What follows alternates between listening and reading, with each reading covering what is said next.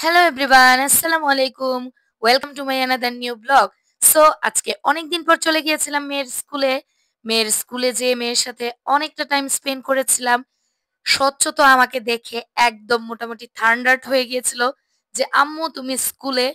আসলে সচরাচর ওর স্কুলে যাওয়া হয় না। কারণ যেহেতু আমরা ২ জনই ওয়ার্কিং পারসন, তাই আমরা আসলে ওর স্কুলে যাওয়ার তেমন একটা সুযোগ করে উঠতে পারি না। সো যাই হোক স্বচ্ছ দেখে মোটামুটি অনেক হ্যাপি ছিল যে আম্মু অনেকদিন পর স্কুলে আমাকে দেখতে আসছে। আসলে আমি ওকে দেখতে যাইনি। গিয়েছিলাম আসলে ওর সেশন ফি টা পেইড করতে।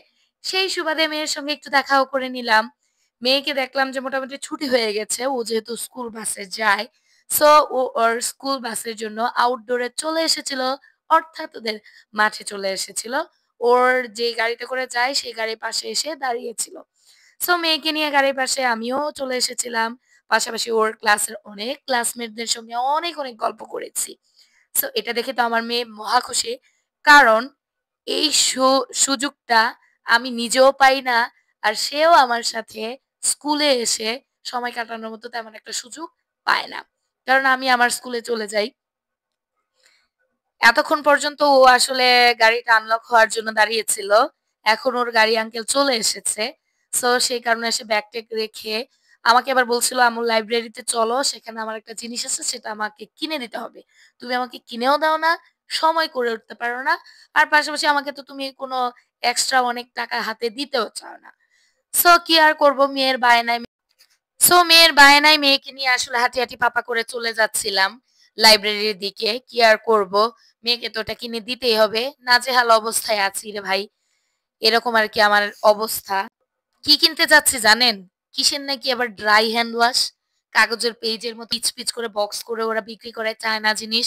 সেটাই নাকি কিনতে যাবে। সো কি আর করব? মেয়ে বারবার করেই বলছিল। সো মেয়েকে নিয়ে চলে যাচ্ছিলাম।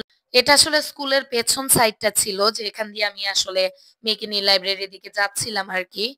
সো এটা ওর স্কুলের পেছনের দিকটা।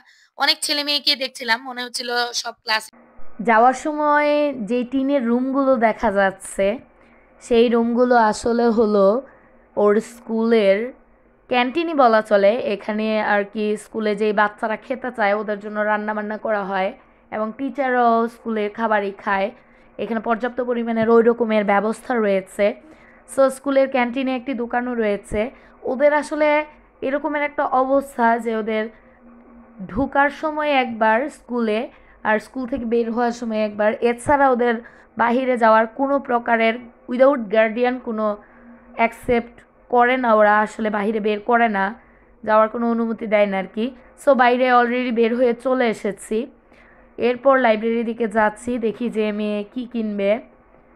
আর যাওয়ার সময় ভিডিও করছিলাম কারণ হঠাৎ করে মেয়েকে স্কুলে যেয়ে সারপ্রাইজ দেওয়া, আবার মেয়ের সাথে এত সুন্দর সময় কাটানো, আর এটা ভিডিও করবো না সেটা তো হতেই পারে না। এই যে দুইটা পিচ্চি দেখতে পাচ্ছেন আমার ভাইস্টার বাস্তি, ওদেরও আজকে আসলে ফার্স্ট ওদের স্কুলেই স্বচ্ছর স্কুলে অ্যাডমিশন করে দেওয়ানো হয়েছে, প্লে এবং নার্সারিতে। সো এই যে দেখেন স্বচ্ছর নানা নাতি নাতনিদের নিয়ে খেলা করাচ্ছিল আর কি। স্বচ্ছকে গাড়িতে বিদায় টিদায় দিয়ে উনি আসলে ওদের কাছে এসে দাঁড়িয়েছিলেন। উনিও আজকে এসেছিলেন। এই যে সামনে দুইজন মানুষকে দেখা যাচ্ছে, এরা আসলে আর কেউ না, আমার ভাই ভাবি। ভিডিওটা এ পর্যন্তই, সবাই ভালো থাকবেন।